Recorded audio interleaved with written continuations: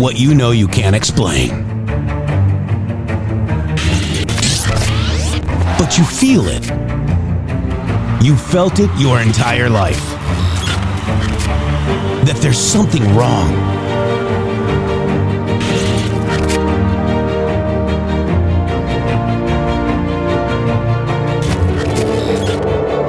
You don't know what it is, but it's there. Like a splinter in your mind, driving you mad. Experience the awakening.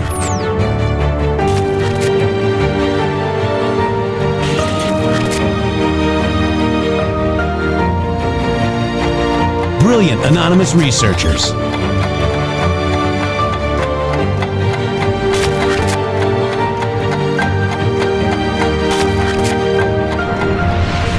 Patriots, join us in the Patriot Army. Trust the plan, pain coming. Boom, boom, boom. Let's go. RedStateTalkRadio.com, Brighteon.tv, Rumble.com/MG Show.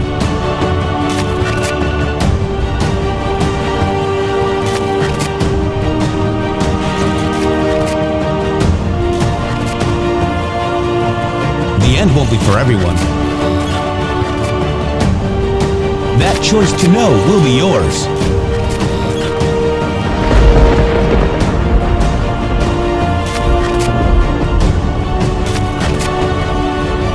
Where we go one, we go all. Fight, fight, fight, and fight we will. We fight every day right here on the MG Show. Oh my gosh. Well. Welcome to the show. I don't know what we're going to talk about today. So, Shady Grove, thank you for coming. Thank you for being here. Thank you for coming, and thank you for being here, and thank all of you for being here to our corner of the internet where we discuss the reality that the whole worldwide system is corrupt and that everything that you have been told is a lie, and the people that you trust the most are the biggest liars, and we are all untangling it together here on the MG Show. Thank you for being here on Monday. It's September the 8th. Wow. Rudy Rooster, good morning, friends. Much love. Rudy, good to see you today. Good to see you. Land of Hoya gifted 1 subscription to the MG Show because we do have some naked people in our chat. Rudy Rooster, give it 10 subscriptions. Wow, Rudy. Thank you so much. Appreciate you. God bless you. All right, so we've got a lot to cover today. There's so much going on. You know, it looks like Donald Trump wants us to talk about the autopen today, okay? Pretty amazing. And also, the White House Religious Liberty Commission is on fire. We will talk about that today, and you're going to see a lot of demon heads explode today because of this, Shady.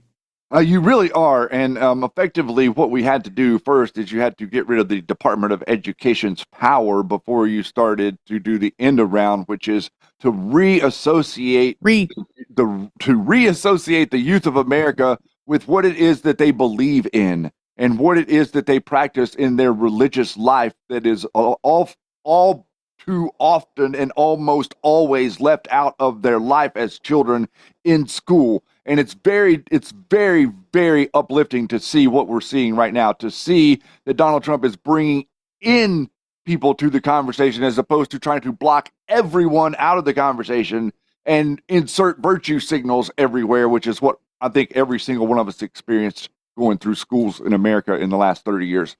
That's right. And let's start it off with a pesky Q proof. If you ever want to go see the pesky Q proofs, just go to my X account. At In the Matrix with 3 X's, go to the top of my profile and type in pesky, and you will see just in the last few months how many pesky Q proofs there are, Shady. It's a lot. It's unbelievable. It's literally like what we are doing is reading from the blueprint. We read a blueprint of what it was that life was going to be like whenever you started to see the truth come out. And this is exactly what we're seeing, the D5, if you will, avalanche moving down the hill. Well, it's exactly like what we thought was going to happen. It's not leaving a lot of stuff intact in the areas of which it's passed through. So let's look at this. The Biden autopen scandal is big. Not as big as the Russia hoax or the rigged 2020 presidential election, but Nevertheless, one of the biggest ever. Wow, Shady. Yeah, been that interesting. So let's look at this post. Can you see it? Yes, let me read that. Let me go to QAG because it's 520. Q post 520, 520. Let's go there. And it's a big news week. Okay. And this is actually relevant. So big news week. Future proofs past. What news was unlocked? Do you believe in coincidences? Uranium 1. What public disclosure occurred regarding Uranium 1? DEFCON 1. Non-nuke false. Command? Why? Necessary. No such agency. Where did POTUS stop? Post-Asia? Hawaii, right? It was necessary. Forgotten country. It was necessary. No other vehicle to regain entry. Again, direct pre-knowledge. Again, warning alert. Think BDT. Shall we play a game? How about a nice game of chess? The floor is yours. Command? Why? Necessary. Now here's the big part. Who is talking? Think big. Think bigger. Think biggest. Okay? That's the big, bigger, biggest. Okay? Why? Haiti Focus. Why is this relevant? What comes next? Clinton Foundation. Boom. Shock. Buy. Admiral R.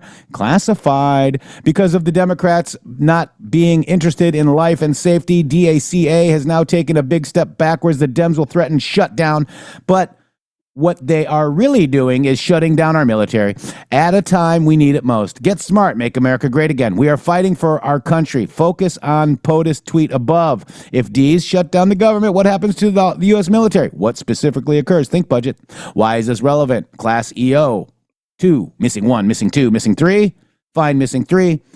Future proofs past. Nothing is a coincidence. The map is the key. Plan for 3 years. Corruption and evil deep within. Everywhere. Patience. There is no escape. There are no deals. Treason at the highest levels. Foreign agents within our government. Oh, what did Farah? Oh, wouldn't that be a foreign agent? Highest levels. The puppet masters have been removed. All vehicles of delivery removed. Strings cut. 7th floor is no more. FBI and State Department. And that is actually true. We see all. We hear all. The hunt continues. Prison death. Class Gitmo JZ9A89. Red. Iron Eagle Q. Now, what's cool about that, Shady, is 839 is the post right here. It says, do you trust the MSM? Do you trust Facebook? Do you trust Google? Do you trust YouTube? Do you trust Twitter? Narrative, censorship. And didn't we just do the trusts, Shady Grove? We did. Narrative, censorship. Do not blindly believe. Fake. They want you divided. Together you are strong. Apart you are weak. Organize, challenge, fight. Do you think Antifa was grown organically? Purpose. Watch the news this week. So you got big news this week, and watch the news this week. Big, bigger, biggest. Wow, Shady Grove. Pesky. Yeah, because what are you all seeing? I'm hoping that it's clear. Let's see the 47s in the chat. If it's clear that what you're seeing is exactly what it is that you signed up for.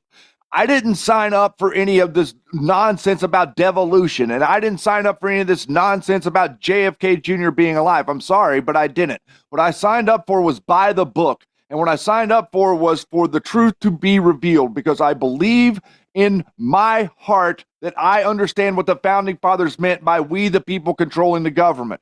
If we the people control the government does not get the opportunity to hide anything from we the people. I'm sorry. You don't get to pretend like your corruption is a state secret. That is absolutely ridiculous. And that's exactly what they've been doing, guys. They've been pretending like that their corruption is a state secret. That's the reveal that we've all been waiting for. That's what we signed on to watch unfold organically in front of us, as if it were a television series where you're following along on the investigation. That's what we wanted, and that's what we see happening. Yeah, exactly right. And, I really quick just, want to let you know that I didn't sign up for Pizzagate either, because Q got tied in with this Pizzagate mess. Pizzagate happened before Q, period. Well, let's not overlook the idea that whenever Q pointed to the documentary from Crokin and Smith, that MK Ultra was mentioned. Yeah. Let's see. 0 drops for Pizzagate. Let me just put it as one word too. Pizzagate. 9, Pizzagate. One nation under God. Let's see what that is. Race war propaganda and Pizzagate possibility. And then that's a post that Q's responding to try to redirect the Patriot that's off the mark. Yep. Pizzagate style conspiracy. It was used against you guys. Okay. Look, I'm not saying anything other than Mike Flynn Jr. got fired for Pizzagate from the White House. Okay, that's all I'm saying. You make your own conclusions, right? It's just pretty interesting because this is Liz Crokin right before the 2016 election speaking on a Hillary Clinton stop listening to fake MAGA. And I'll remind everybody that real Michael Flynn was fired from the White House for pushing the Pizzagate story. This is infiltration. This is Liz Crokin. Stronger together. There she is. The stage is set for tomorrow. If it weren't for women like Susan B. Anthony fighting for women's suffrage, there probably wouldn't be a female president nominee. And that's pretty rad. Okay. I'm done with these people. Okay. Can I be done with these people, Shady? Well, yeah, we're done thinking that they have any credibility, but we're not done exposing them. Well, I'm done with these people. Yeah, I'm just done with it. And just for while we're on the topic, if we have anybody out there that's all aggro and worked up about Pizzagate, I'm dropping you a link right here. You go through this link and you read those emails. You dig into this and pay attention to what this really is, and come back to me and tell me that you still think that this is actually code words being used. These people, these cretins, these evil cretins of the world don't need to use weird code words in their emails to communicate. They're not afraid of law enforcement. They've never been afraid of law enforcement. They're not trying to hide anything for real whenever you dig into who they really are and were. Yeah, it's pretty interesting. Just interesting. So we followed Q, okay? And that's what we followed. We didn't want it to intermingle with any other movement. And they keep tying that movement into us because why? Infiltration, not invasion. Shady Grove got some new news. Andrew Bailey has resigned as, Missouri AG. We love that guy. We've been reporting on him here.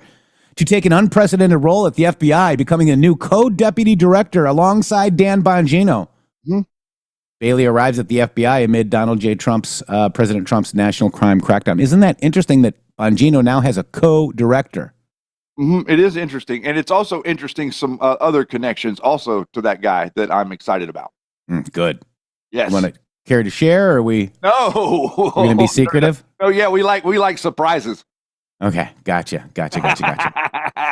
There's certain someones that aren't going to be happy about it. Let's just put it that way, and we'll let it rest there right now. Okay, gotcha. Tell them everything. All right, real quick. Follow the pen, autopen. Okay, so this was posted by Donald J. Trump. Whistleblower drops bombshell that could undo Biden's pardons. Now, I've got the link here. This is what President Trump posted, but I'd actually like to go get a cleaner version of it. So I've got that here, Shady Girl. Let me just go to my history. This is all for us, by the way. Just to let you know, thank you so much that the information that we're putting out there, guys. I mean, I understand, we are literally parked over in the corner of Twitter somewhere. I'd like to thank the people that are struggling every day to find our content and to pay attention to what we're doing. But the stuff that we are producing and the stuff that we're publishing every day, we're signed with it's indisputable, everybody. I'm sorry to say, it's indisputable. When you want to go out there and keep following along with your Bannon and Posobiec, Numbnut, Tucker Carlson, Candace Owens,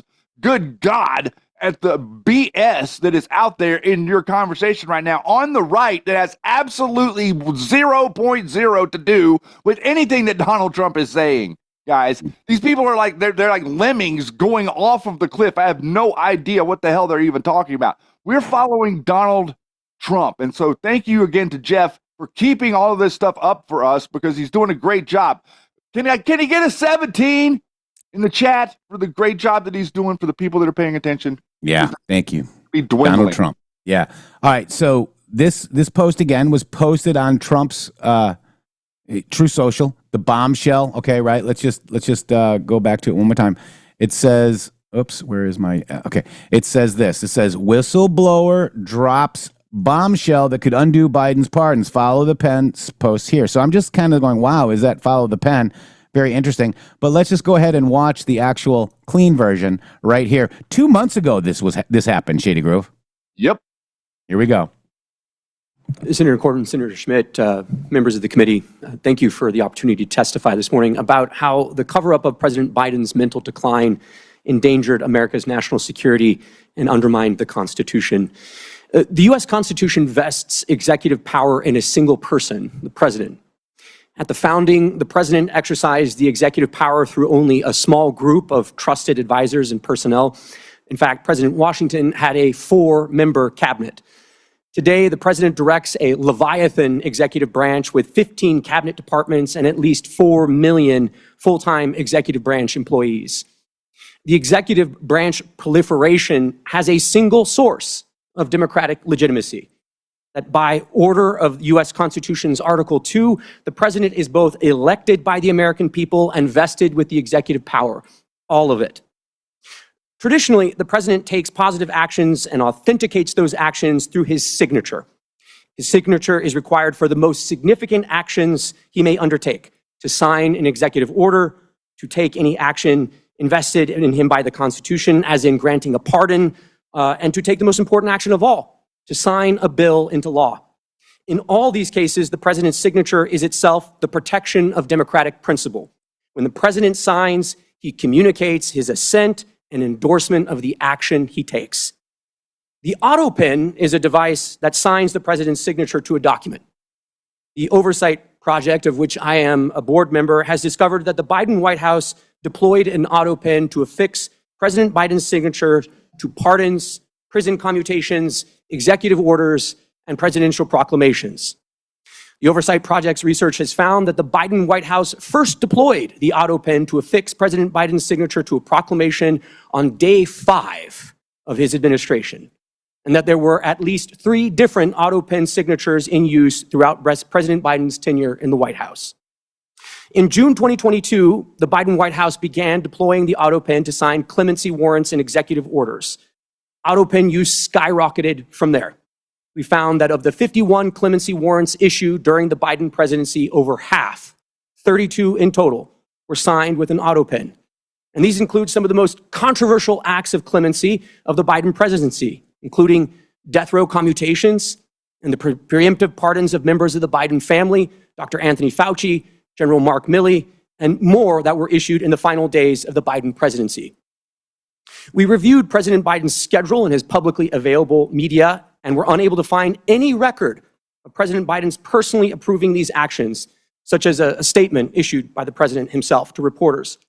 In addition, we found that the Biden White House used the autopen to affix President Biden's signature to clemency warrants and executive orders while the president himself was in Washington, D.C. for at least some of that day, and thus was presumably available to sign important executive actions.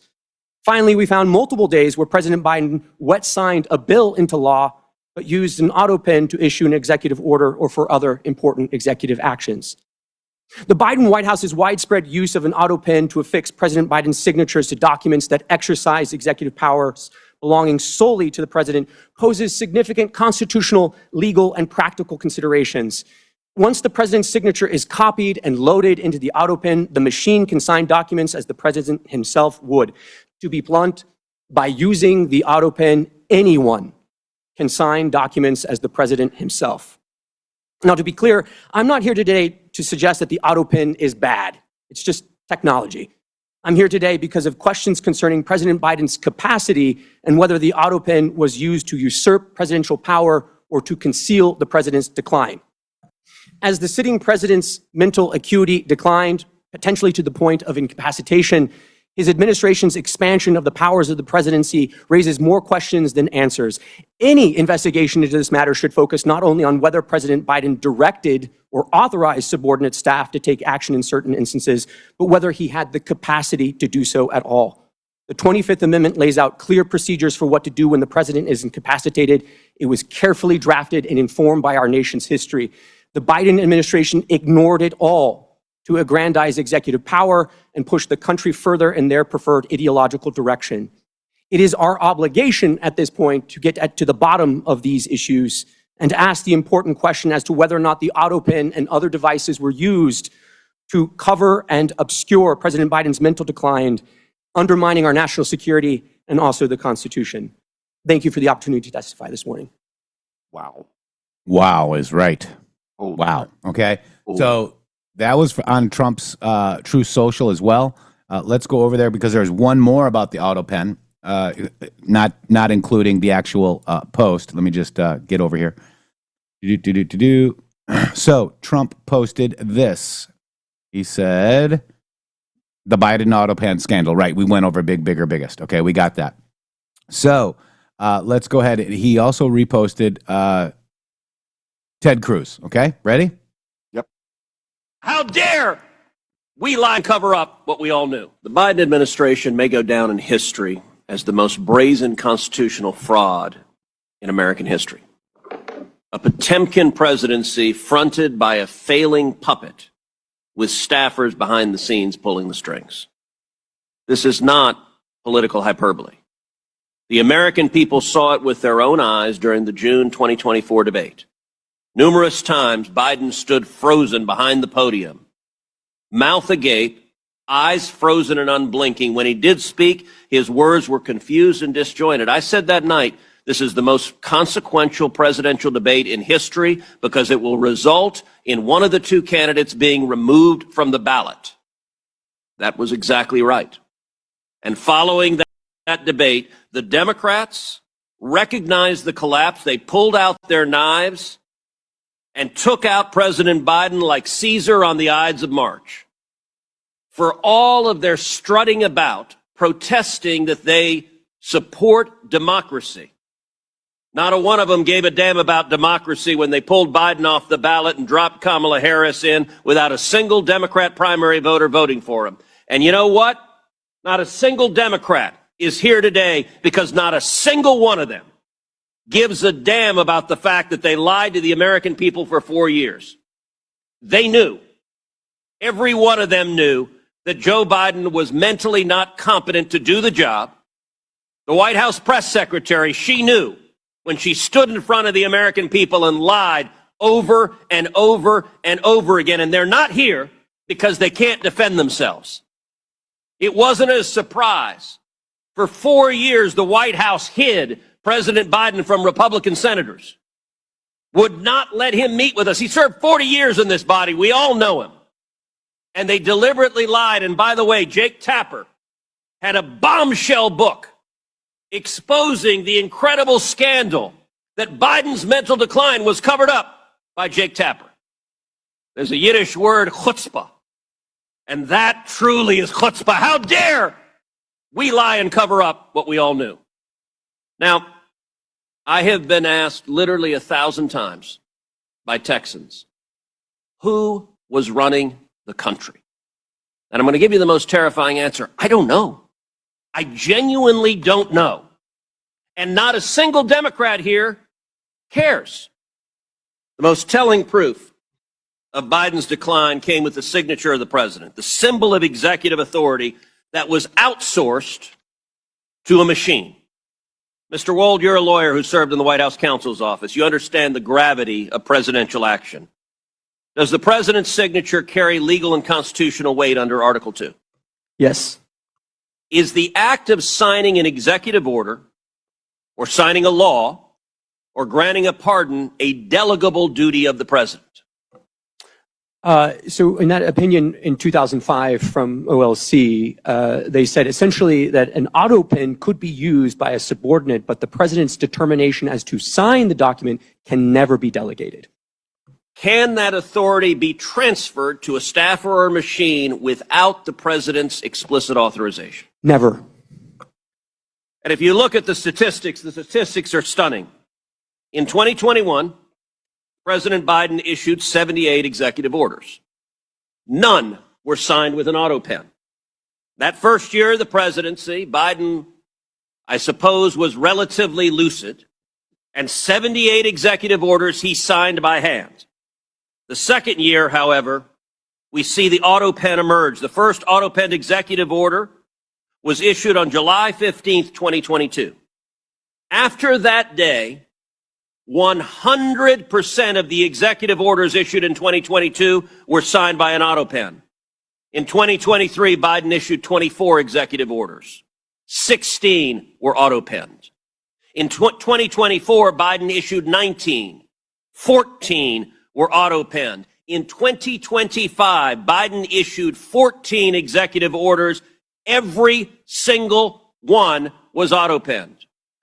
Mr. Wald, let me ask you as a legal matter, if there's a law that's passed both houses of Congress and it goes to the White House, and a staffer autopens signing that law without the president's authorization, is that law legally passed and signed into law? No.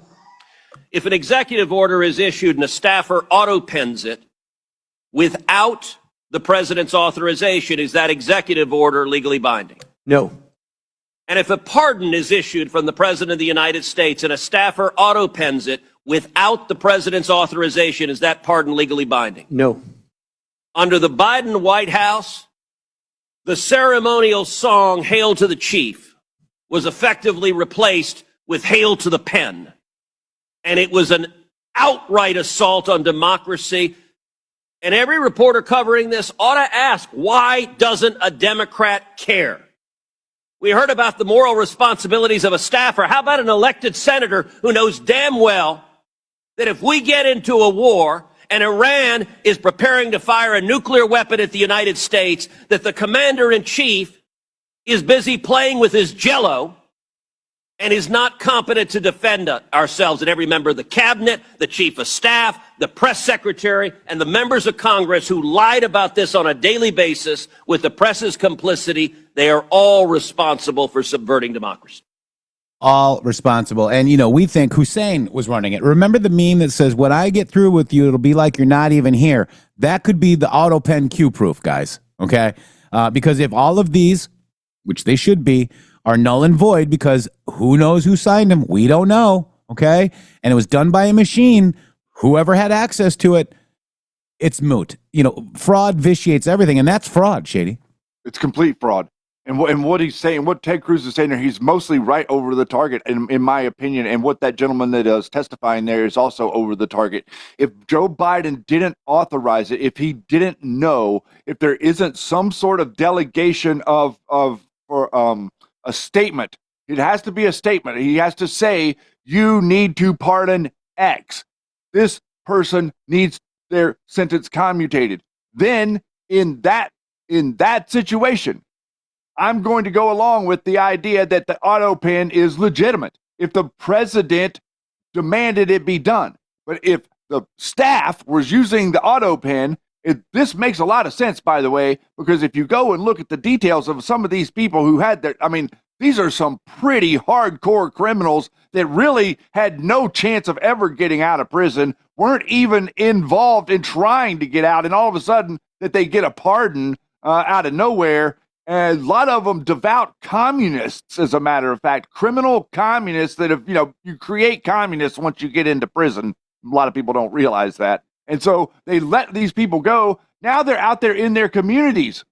Like there's already been a couple instances with these people that he has pardoned on the East Coast. So very interesting that all look what they're willing to do, guys.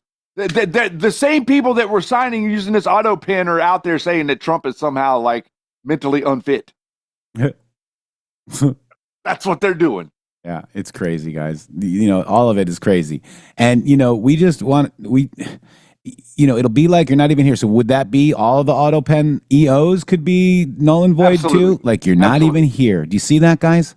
I 100% think that. I mean, I 100% think that at some point, you could view this as what Ted Cruz is saying is an absolute phantom presidency. None of it really happened. That's right. And you see Donald Trump making it a point to sign executive orders in front of the camera with his Sharpie. He's got such a beautiful signature. I love it. He's saying that was a good one. That was a good one, he says. That was a good one. Yeah. And whoever's running the TikTok account for the White House, hands down the best. I mean, they are doing so good, guys. Yeah, they are doing good. And they did on TikTok, ASMR. I don't know. It's like, they're doing all these weird things, trying to make you relax with weird sounds. So the White House put one that said ASMR, and it was like the Sharpie signature. It was awesome. They got the sound and everything. So good. That's real good. Yeah, they're playing TikTok very well, guys. I mean, I love it. That's great, actually. All right, so let's see. Let's go to Trump wasn't having it over the weekend as he was heading over to the U.S. Open. Is it the U.S. tennis match? U.S. Open? Yep. Mm-hmm. And they're all saying that don't show Trump's reactions. Don't show this. Make sure. And then they said that he got booed, Shady Groove. Didn't get booed. He didn't get booed. They were clapping.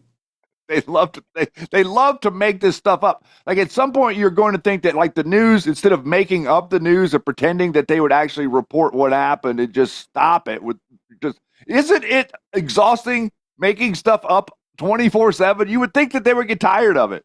It's crazy. So in attendance at the U.S. Open was a large entourage with President Trump. Attorney General Pam Bondi, Press Secretary Caroline Leavitt, White House Deputy Chief of Staff Dan Scavino and his lovely girlfriend, Special Envoy to the Middle East Steve Witkoff, granddaughter Arabella Kushner, and son-in-law Jared was there, Kushner. Lindsay Halligan, a lawyer currently working as Special Assistant to the President, and the White House Chief of Staff Susie Wiles was there. Secretary of Treasury Scott Bessent and Margot Martin, Trump's Special Assistant and Communications Advisor, also joined them at the match. And, at first, so they were able to, so what happened was, as President Trump had the match shut down, okay, Secret Service had to do a sweep of the building, make sure it was safe for your president, my president, to go into that arena. So the match started 45 minutes late. So you're going to see this. This is, when he walked in, look at there's nobody there. And he's still getting cheers. Yeah, he's still waiting to get it. That's cheering. That's not booing. Oh, that is not booing.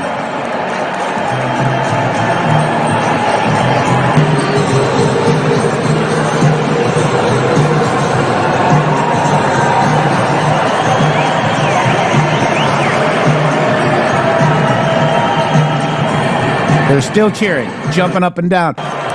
Fake news will fake, guys, okay? Fake news will fake. Well, let me tell you something, my friends, that this is the reason, this is the whole reason that they have fought Trump the way that they have fought Trump for a decade. This is the reason, because they knew that he could beat them. They knew that he could beat them at their own game. How many times, let's stand back and look at the course of history for the last 50 or 60 years. We played you Eisenhower, we played you JFK, we played you Reagan. Were any of them able to beat them at their own game? No. Why? Because at some point in their existence, there was a vulnerability. JFK's vulnerability was his wife. Reagan's vulnerability was his vice president. You have to look at the situation. Trump's vulnerability in the first term was his vice president and the cabinet that they implanted upon him. But the reality of the situation is that he let them beat him then. You see, he understood that we couldn't win the real game with those players on the field. And what strikes me is the group that he brings to this tennis match. To me, that says volumes. You want to say, who does Trump trust most? Read that list that Jeff just back up, rewind, let Scott Bessent, Carolyn Leavitt, Dan Scavino, and Jared Kushner, and who was the other one? The first one? Pam Bondi, Caroline Leavitt. Yes. Dan Scavino, Steve Witkoff, Arabella Kushner, Jared Kushner, Lindsay Halligan, who is working with Chief of Staff Susie Wiles. She was there. Susie Wiles is there. Susie. Yep. And Susie and Pam. Margot Martin and Scott Bessent. Yep. So Susie, Pam, and Bessent. Those three people, these people that we just talked about, there is 0.0 daylight between any of them. You've got all of the nuts out there attacking Pam. You got all the nuts out there attacking Susie. They're attacking them for a reason. They're looking for a weak point. They're trying to break down the center circle, and they're trying to sow distrust within Donald Trump's center circle. It isn't working, guys. It's not working. They all stood strong. I can't believe how strong Hegseth stood. I can't believe how strong Pam Bondi has stood. Yeah. It's amazing to watch and to see them all there and to see who he brought to the tennis match. He's communicating with us a little differently. We see things that other people don't see. But Scam Blondie and Susie Wiles, Shady. Exactly. That's the reeing. The reeing has been incessant because they were trying to get them to quit. It's no different than the reeing over Hegseth. The reeing that came over Hegseth is exactly the same. The truth is that they don't want these people in there, but they go along with it and they pretend like they're your friend. But they're just being critical. They're just looking out for you, Alex Jones. Patriot Polywog, you guys rock my world. Thank you, Patriot Polywog. And Shady Groove, we got some NFL action. The Bears play tonight. Oh boy, oh boy. Hey, football fanatics, are you ready for some primetime NFL action? Tune in to Westwood 1 for all the gridiron glory you crave, from jaw-dropping touchdowns to game-changing plays. Don't miss a moment of the excitement. Every snap, every tackle, and every victory on Westwood 1. You can listen to the NFL on NFL app, on Westwood 1 Sports app, on westwood1sports.com, via Westwood 1 station streams, or by asking Alexa to open Westwood 1 Sports. If it's the NFL, it's on Westwood 1. I'd like to thank everybody. I'd like to thank all of you guys. I'd like to ask how you guys are liking the bit of a change in format that we've done here. Rumble offered us the opportunity to be part of the Rumble Premium program, and within that, now we're getting some of these ads from Rumble, and we don't have to break for the whole first 5 minutes. Before, we were coming in 5 minutes after, and then we would break for 5 minutes because we needed to share with you our advertisements. We've kind of reorganized all that a little bit, and I'm hoping that you guys like the new like the new method. Yeah, I like it. I do too. I like it. I like it better, a lot better. I like it a lot. I like it a lot. All right, so we got that, and I wanted to go to President Trump before he went to the match. We showed you how well he was received, and by the way, he was in the Rolex booth, possibly making a deal with the Swiss, because Rolex are being tariffed and they don't like it. So maybe there was some conversations in there. We'll have to see, guys. To straighten up over there in Switzerland. Yeah, it's a mess. Yeah, Hans-Jörg Wies. Yeah, we see you. Let's put it that way. We do see you. We're not missing anything. And let me just see if I got. Okay, wait. I wanted to play the whole thing. Here it is. No, Trump has had enough with the fake news. Check this out, guys. Look at this. President Trump. Fake news. When you say that, darling, that's fake news. Well, why would the Department of Defense? Listen, be quiet. Listen. You don't listen. You never listen. That's why you're second rate. We're not going to war. We're going to clean up our cities. We're going to clean them up so they don't kill 5 people every weekend. That's not war. That's common sense. Mr. President, are you ready to move to the second phase? Are you ready to move to the second phase of sanctions against Russia or punishing Putin? How was your call with the Prime Minister? What do you think of all the establishment attacks on RFK Jr.? Well, he's a different kind of a guy. He's got a lot of good ideas, but he's got a lot of ideas. You know, normally they don't have any ideas, and that's why we have problems with autism and so many other things, because we're coming up with the answers for autism. You watch. We're coming up with the answers for other things that normal people, regular people, easy to get along with people wouldn't be able to do. He's got a lot of ideas, and so do I, and we're going to clean it up. Why? Let me ask you. Yeah. Really? Higher than Chicago? You're not? Excuse me. You know how many people were killed in Chicago last weekend? 8. You know how many people were killed in Chicago the week before? 7. You know how many people were wounded? 74 people were wounded. You think there's worse than that? I don't think so. About Lebanon, Hezbollah refuses to hand over its weapon to the Lebanese government. Who does? The Iran ally, Hezbollah, refuses to hand over. We'll respond to that later. Are you considering attacking the cartels inside of Venezuela? You attack? Well, you're going to find out. You're going to find out. Say it. I don't know anything about that.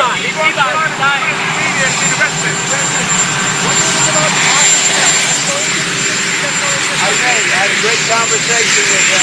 Say hello to him. He's a good man. All right. So he wasn't having it with the fake news media. And I don't blame him.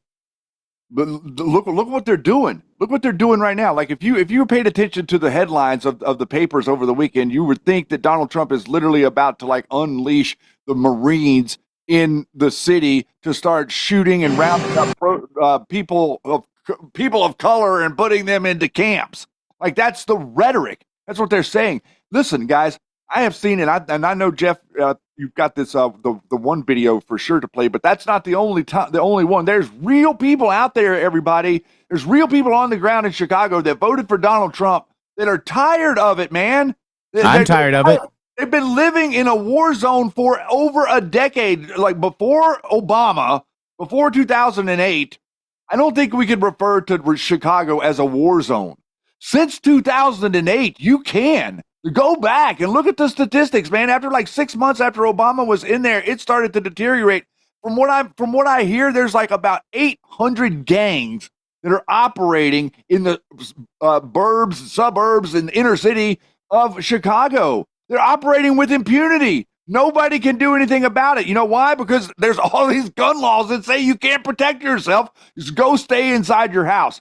The American dream is not to like buy a house and never leave it, guys. The American dream is to like buy a house and like live your life around it. Yep, exactly right. Now I want to go to the President Trump gaggling with the press at Joint Base Andrews last night. A lot of good tidbits in this one, Shady. Yeah. Here we go. Thank you very much. I meant to go back and see you on the plane, but some things came up having to do with Hamas, etc., and we're working on a solution that maybe could be very good. Can you tell us what that solution No, but you'll be hearing about it pretty soon. We're trying to get it ended, get the hostages back, get it ended. We got them all back, but 20, and as you know, we have 20, plus there are a lot of, unfortunately, dead bodies involved, and they want them back. The parents want them back. So we had some very good discussions. Good things could happen. Can you give us your reaction to South Korea's regret, or calling it regrettable, what happened with their workers at the Hyundai plant? Well, I'll speak to them. You know, look, it's a battery factory in that case, as I'm told. And, you know, when they're building batteries, if you don't have people in the... And by the way, I got to mute you, Shady. I'm sorry. Real quick. By the way, Shady, the battery company was the Quant family, okay? And they hired, they used prisoners of wars for Nazi Germany to build the batteries because they knew they were going to die. People don't realize, you know, why there probably is a lot of people in there that aren't of the U.S. citizenship, because they can do things to them that maybe you wouldn't want done to you, Shady. Good point. Very interesting. And he's also going to say something about a train as well. Oh, no, he said that at the Rose Garden. Did you hear that? The train is safe now. Mm-hmm. Very interesting. Let's keep going. This is pretty interesting. This country right now that know about batteries, maybe we should help them along and let some people come in and train our people to do, you know, complex things, whether it's battery manufacturing or computer manufacturing or building ships. So we're going to look at that whole situation. We have a lot of industries that we don't have anymore, and we're going to have to train people. And the way you train people is bring people in that know what they're doing and let them stay for a little while and help. So I'm going to look at that. This is a very interesting situation that took place in Georgia.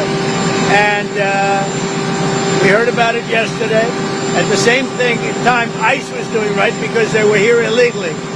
But we do have to work something out where we bring in experts so that our people can be trained so that they can do it themselves. Does that make sense?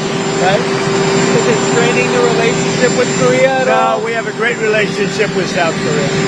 Really good relationship. You know, we just made a trade deal. But I'm going to look at it because I understand exactly what they're saying. Page 6 crowns you the king of the U.S. Open. They put out all these old pictures through the years of you at the U.S. Open. What does it mean for you to go back after going for so many decades, growing up in Queens? Now you're going back as the president. Well, I loved it. First of all, the two players have unbelievable talent. It just seemed that they hit the ball harder than I've ever seen before. Incredible talent. And I enjoyed it. And I used to go all the time, but, you know, lately it's a little bit more difficult to go. I really enjoyed it. They were really nice. The fans were really nice. I didn't know what to expect. Usually you would say that would be a somewhat progressive, as they say nowadays, crowd. Sometimes some people would call it liberal, but we'll use the word they like to use, progressive. But they were great. The fans were great. Mr. President, back on Russia. Russia had a pretty big attack on Ukraine over the weekend. I know all about it. You have always said how good your relationship is with President Putin. Yeah. but he's not really giving you anything that you want. Is that making you less trustful of him? Well, nobody was tougher in Russia than me. That has to do with the pipeline, as you know, Nord Stream 2 and lots of other things. But I'm not happy. I'm not happy. I'm not happy about the whole situation. You know, it's interesting. It doesn't affect us because it's not our soldiers. But they're losing now. I used to tell you 5,000. They're losing 7,000 between Ukraine and Russia, 7,000 soldiers every single week. It's such a horrible waste of humanity. So, no, I am not thrilled with what's happening there, I will tell you.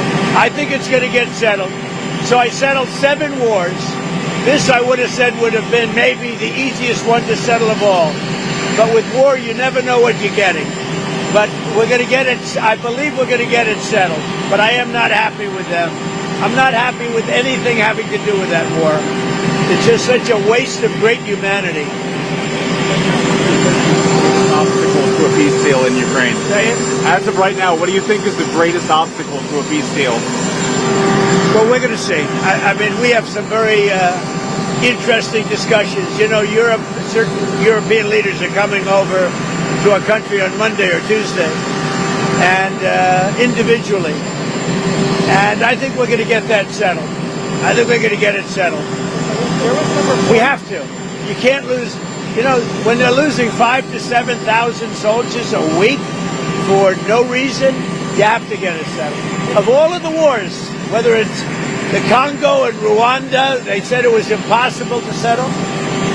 You look at every one of, every one of these wars were impossible. I got every one of them settled, 7 of them. 7. This was the one I really thought would be the easiest, but it's not. But I think it's going to get settled. But there was reporting in Axios that in the last 3 months of the Biden administration, they did about 4,000 pardons. The chief of staff's assistant was sending emails to pardon his own family members. Are you still interested in getting to the bottom of the autopen scandal? Well, I think the autopen is one of the great scandals of our time.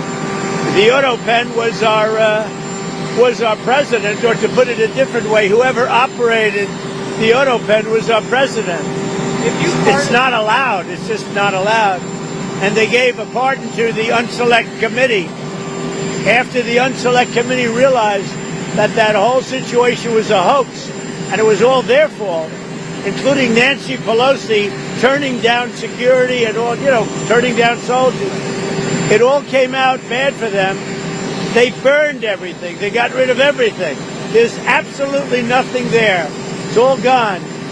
And that was based on an autopen. You know, they gave those members of Congress that were on the unselect committee, they gave them pardons.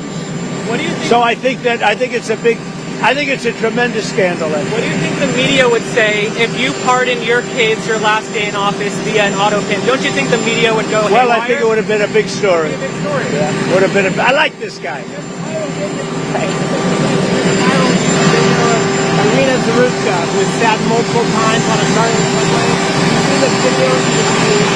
Yeah, where was the subway? Was where? He was in Charlotte on a light train. He sat multiple times by a Horrible.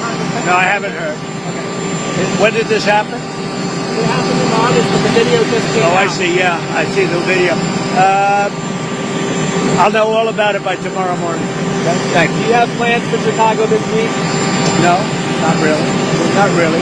We're going to go someplace, but we're picking. Look, D.C. now is 100%. I don't want to say 100, but it's pretty close to 100% healthy, happy, thriving. It's a crime-free zone. You know that. You know you could go out to dinner tonight, Jeff. You could go out to dinner, and you most likely will not be going to dinner. harmed. You know that. You won't be beaten to hell. There's still some crime. There's Very- still some crime. Very little. And within a week, there will be nothing. Do you agree with I me? feel much safer walking Yeah. around. I can't fight though. No, it's a safe place now. But you've been talking a lot about Chicago, and there was No, Chicago's been talking a lot. So, Chicago last week lost 9 people were killed and 28 people were shot. The week before, it was 7 people were killed and 37 people were shot. The week before that, it was the same kind of number. Chicago is a very dangerous place, and we have a governor that doesn't care about crime. I guess We could solve Chicago very quickly, but we're going to make a decision as to where we go over the next day or two. When you look at what happened to D.C. in a short period of time, honestly, it's amazing. Over a period of 12 days, in other words, on the 12th day, we had the crime just about solved. And right now, people are walking out, they're going out right now to restaurants all over D.C., whereas if you go back a year ago or 6 months ago, nobody was going out. Nobody. We did it in 12 days. Now it's better than it was in 12 days. We'll make it even better, and then we're also going to clean it up. We're going to clean up the city. We're going to make some great improvements to the roads, to the medians, you know, to all of the signs. You got signs that have been up for 30, 40 years. They're worn out. They look like hell. We're going to redo the signs. We're going to put up new signs. It's going to look beautiful. Within a 6-month period, it'll look really beautiful. But you have essentially a crime-free zone. I mean, here we are on a nice Sunday evening. If you'd like, it feels like Saturday, actually. If you like, you could go out and you could have dinner on me, but you wouldn't do that. But you could have dinner on me if you'd like. Go ahead, what else? After Russia, when do you plan to speak to President Putin next, and what might second... Look, we're going to get it done. The Russia-Ukraine situation, we're going to get it done. I have confidence we're going to get it done. Think of it. I got 7 done, all of which were impossible to do. If you look at any one of the 7, you know them, I don't have to go through them. Many of them were impossible. One was 31 years, 10 million people killed. One was 34 years with 8 million people killed. How about the Congo? They lost 9 million people, and it went on for years with Rwanda. All settled. Everybody happy. The one that I thought would have been, for me, the easiest, because of Putin, I thought that would have been, it's not turned out that way, but we're going to get it settled. We got you brought him in to discuss the Gaza issue and help make peace in Gaza. What's some of the advice he's given to you? Why did you bring it back in to work on I think we're going to have a deal on Gaza very soon. It's a hell of a problem. What gives you Again, that it's a problem we want to solve for the Middle East, for Israel, for everybody. But it's a problem we're going to get done. So they have hostages. It could be a little bit less than 20 because some, they tend to die, right? They tend to die. Even though they're young people largely, they're dying. Young people don't die. Young people stay alive. But with this whole thing, they tend to die. But we have, let's say, 20 people, and we have about 38 bodies. Bodies, meaning bodies. Are you confident you can get them all released? Yeah, I think so. I think we're going to get them all. Did you see the turnover of the Japanese Prime Minister stepping down? Do you have any reaction to that? No, I was surprised because I knew him. I liked him. And he's just now stepping down. A little bit surprised. I found him to be a very nice man, actually. We dealt very well together. Mr. President, the price of beef continues to rise and other items keep going up. Is there any way to address the cost of beef? Yeah, once it kicks in, once our policies kick in, the price of beef will be going down, just like the price of eggs went down and the price of a lot of other grocery items went down. Beef will go down. It'll all go down. Energy has gone way down. The price of gasoline has gone really, I think you'll be hitting $2 very soon. And it was $4.50 a little while ago. So energy's gone way down. That brings everything else with it. But beef has gone, as you know, for other reasons. The price of beef has gone up a little bit. It'll be coming down. Before you went to Alaska, in the Oval Office, you said that the First Lady expressed she wasn't too enamored with Putin. You said you came home, you said you spoke to Putin. She said, well, I heard he just blew up a village today. Has she expressed anything since you've come back from Alaska? The First Lady actually got along great with Putin, as I did. But, we're disappointed. Both of us are disappointed that this ridiculous war continues. Are you proud to see her sending the letter that she sent? Yeah, she is. And she's felt very strongly about the children. Yeah, feels very badly about it. Thank you, everybody. Do you have plans to go to Japan and South Korea this fall? What does that mean? Do you have plans to go to South Korea and Japan? We'll see. But it's going to be very interesting what comes out. I think we may have learned something because when they come here, And there's nobody that can do what they're supposed to be doing, and they bring people. Those people can also teach our people. You know, it's complicated stuff. And something very interesting could come out of that. Thank you, everybody. And we'll be right back after these beautiful boom messages.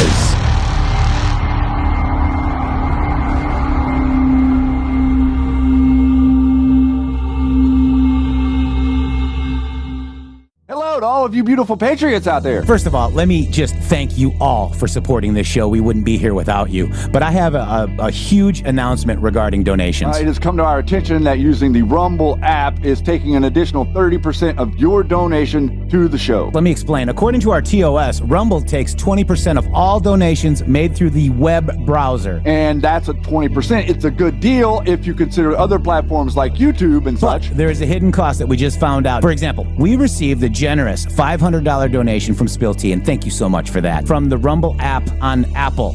So Rumble took 20%, and Apple took an additional 30%. We brought that to Rumble, and they said, well, Rumble's take of tips and donations is 20%. That's if the transaction is done through the web browser. If using the Android or iOS app, it's an additional 30% collected by those platforms. So please use the web browser to make your donations to the show and avoid the hidden fees by Apple and Android. That's right. You can also support us at GiveSendGo/HelpMGShow, mg.show/donate. We have PayPal and Cash App. Both are at RealMGShow or $RealMGShow. Please help us out. We appreciate it. Thank you. Thank you.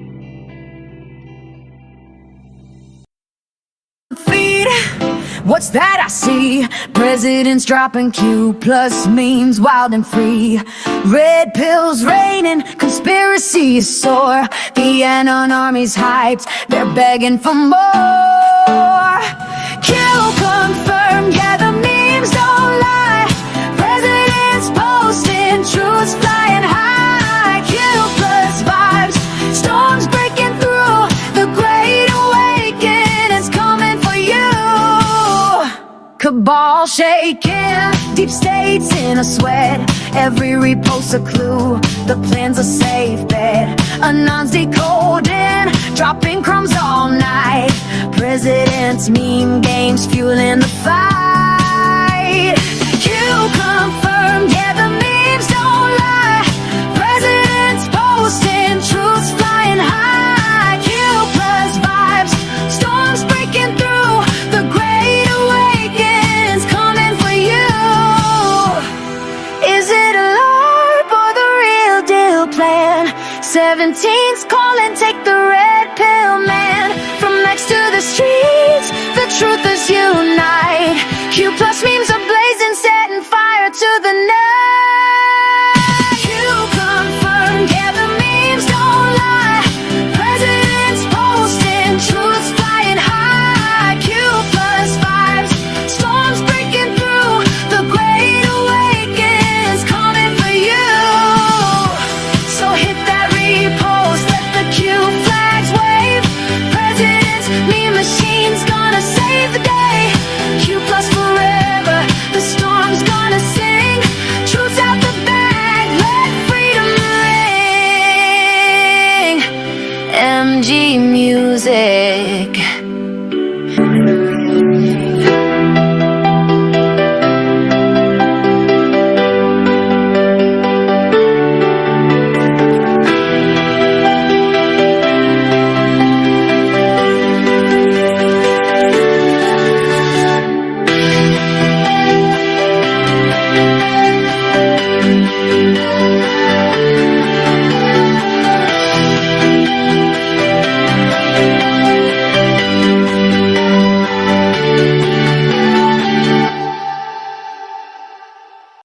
To the MG show where Q plus, President Trump, posts Q plus memes, but everybody is trying to say it's a LARP. And then all these weird people are making fake decodes to make it all chaotic and ununderstandable, shitty. But this show right here is unpsyopable. We read the Q posts for real. We find out what's going on. We're comparing the Q map, which is News Unlocks map, with the news in this administration. And it really seems like Q was really close to Trump, wasn't he? Absolutely, 100% correct. They, them. Oh, my God, no. Oh, They, them. Q plus. All right, guys. Wow. So during our show, let that go. During our show, Shady Grove, the great president of the United States posted this right here. Let me just make sure I get it right. Yeah, you're right. Here we go. Ready? 56 seconds. For most of our country's history, the Bible was found in every classroom in the nation. Yet in many schools today, students are instead indoctrinated with anti-religious propaganda, and some are even punished for their religious beliefs, and very, very strongly punished. It's ridiculous. Joining us this morning is Hannah Allen from Honey Grove, Texas. A few years ago, Hannah organized a group of her classmates to pray for an injured peer.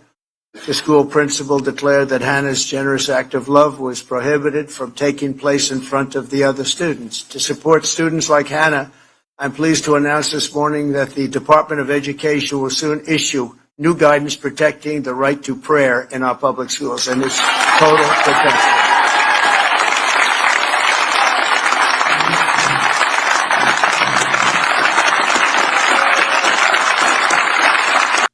All of that right there. All of that. Okay. And, these go back to this actually unlocks a lot of Q posts. Like, I remember when America, there's so many Q proofs on this pesky, just this little pesky 56 second Shady Grove.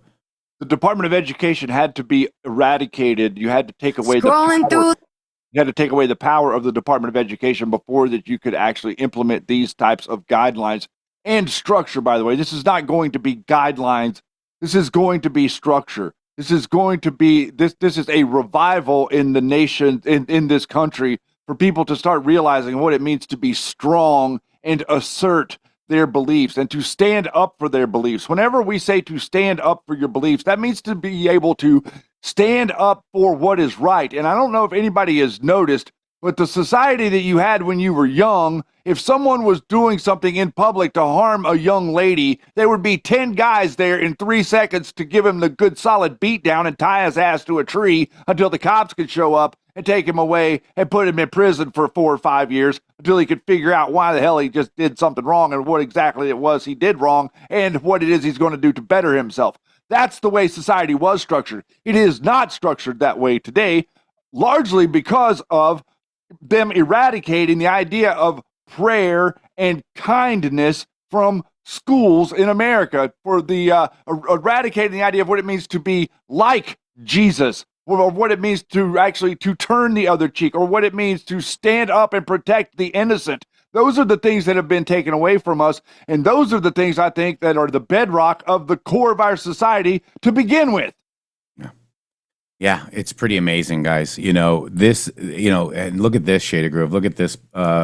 Happy birthday to Mary. Happy birthday, Mary, Queen of Peace. Look at that. And that's at 10:55. Should we go look at 10:55, Shady? I have no objection, sir. 10:55 is... For some reason, that seems familiar to me. Oh, my God. It's Bill Clinton and Rachel Chandler. Yeah, I thought that one was a familiar one. All right, Chandler, it's been playing Who Is She? Follow the friends. Friends lead to others. Others open source. Let's go. Open source. Yep. Rev Rob, let's start this hour strong. Where we go one, we go all worldwide. We love the MG show. Thank you so much. That's a $17 Rumble rant. We appreciate you. Guys, there's so much happening. I want to actually watch some of that of the commission. Yeah. What today? Yeah. What's our title of our show called? The title of the show, Jeff, is Biden autopen scandal, which we covered in the first hour. Yep. Okay. And then President Trump White House Religious Liberty Commission. And I'm assuming that's got to be referencing this hour. Wow, that's got to be referenced on this hour. Absolutely. And real quick, let me just do this before we go to that, because, we are being sponsored and we love it. Hey, football fanatics, are you ready for some primetime NFL action? Tune in to Westwood One for all the gridiron glory you crave, from jaw-dropping touchdowns to game-changing plays. Don't miss a moment of the excitement. Catch every snap, every tackle, and every victory on Westwood One. You can listen to the NFL on the NFL app, on Westwood One Sports app, on WestwoodOneSports.com, via Westwood One station streams or by asking ALEXA to open Westwood One. If it's the NFL, it's on Westwood One. All right, we got that. All right, so let's go to President Trump. Shady Grove. Yeah, and just to preface I heard his opening remarks here this morning, and I have to say, you know, there's some of us that are old enough to remember what it was like before the eradication of society like that has been done in the last 3-4 decades, and I believe we didn't lose it. I believe that if we would have continued on the course that we were on for about another decade, maybe 15 years, that we would have lost it. But there is that connection still. The light still exists in the dark room. And because the light still exists in the dark room, that means there is an ember. And because there is an ember, that means that America is still what it is that you believed it to be at the core of it. I understand the cynicism, and I understand that you want to take everything out, you know, throw the baby out with the bathwater with everything that like irritates you. But you have to be able to focus and recognize the gravity of what it is we are doing here, everybody. I mean, this is there's a lot of this that is amazing. It really is. It really is. And let's look at some of this amazing. This would never be done by any president, anytime. But this is actually reverting it to how I grew up, okay? You know, we had religious freedom in our schools, and people could go pray and all that other stuff. You know, in Michigan, you can go pray the Quran, but you can't pray to the Bible. Why is that? Yeah, you can like take a break from class and go bow down to the whatever direction you want, but you can't say anything about Christ as king. And they can come at you with a patch that says that you can completely ignore. Exactly right. All right, guys, here we go. President Donald J. Trump. I love it. Well, thank you very much.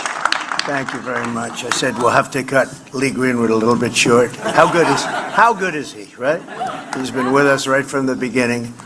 And I wanted to stand and listen to the entire song, but people would have said, look at the ego of that guy. He just wouldn't stop. He just stood there and listened to the applause. But I appreciate it very much. And I want to thank you for doing an incredible job, Pam Bondi. The Attorney General has been unbelievable. Incredible job. Thank you, Pam. Amazing. Wait, is he talking about the same? Scam Blondie! Burger. Imagine that, isn't it?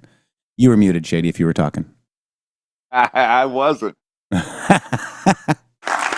thank you to all of the faith leaders, pastors, and patriots who have come to the Museum of the Bible for this historic meeting of the Presidential Commission on Religious Liberty. These are incredible people. And everybody wanted to be on this commission, and I made a couple of people unhappy. Maybe even enemies for life, I don't know. But they all wanted to be on the commission, but we picked the right ones, and they've done a profound, an amazing job. But America was founded on faith, as we know, and I've been saying it for a long time. And when faith gets weaker, our country seems to get weaker. When faith gets stronger, as it is right now, we're having a very good period of time. After some rough years, good things happen for our country. It's amazing the way it seems to work that way. And under the Trump administration, we're defending our rights and restoring our identity as a nation under God. We are one nation under God, and we always will be.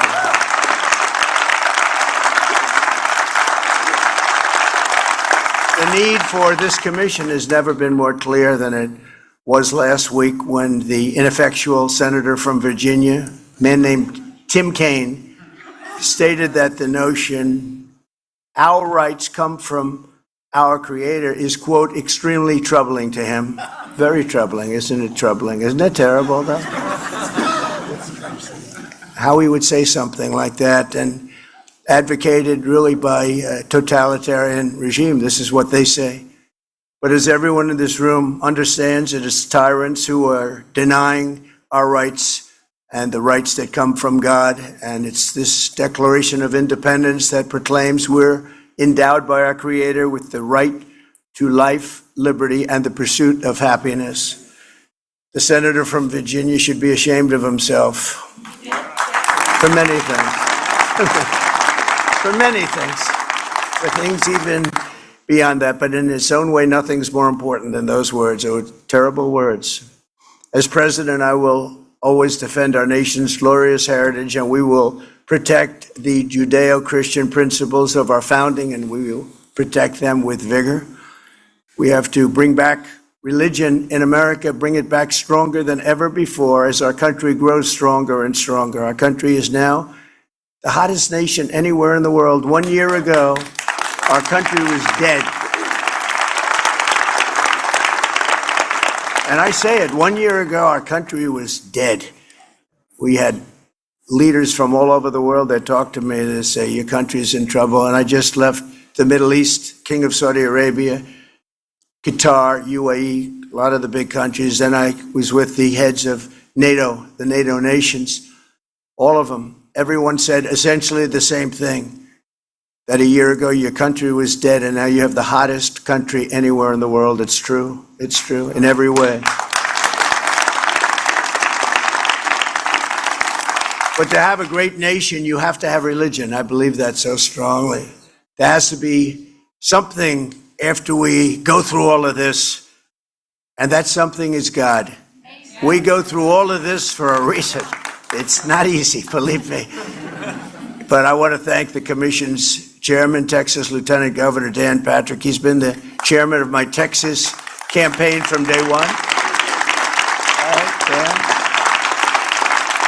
He's been the chairman of my Texas campaign, and we went through 6 primaries, and we went through everything that we went through, and we won them all. We won everything, including 3 elections. Got the most votes in the history of Texas 3 times. Can you believe that? That's pretty good. I heard that the other day. I just want to remind you guys, we got 5 thumbs down on today's show because apparently people don't like religion and outing the autopen and Q-proofs. But please, go like the stream, guys. Please like the stream. I like that. But I want to thank you, Dan. You've done a great job and very instrumental in the creation of what we're doing today, as well as a very special friend of mine, Dr. Ben Carson, so special that he's being honored.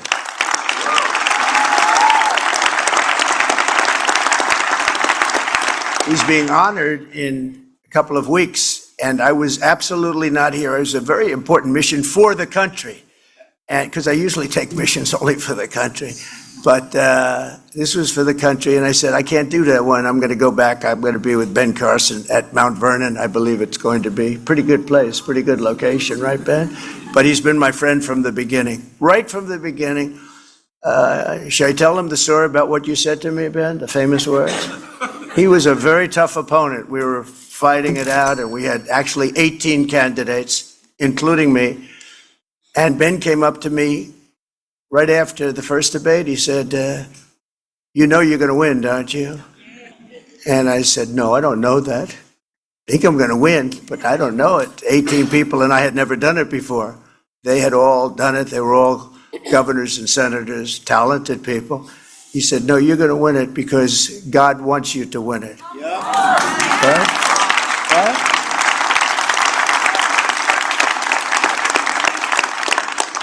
But that didn't stop him. We went through. I said, when is this guy going to quit? You know, he gave me these words of beauty. Then he goes for weeks and weeks. He was tough.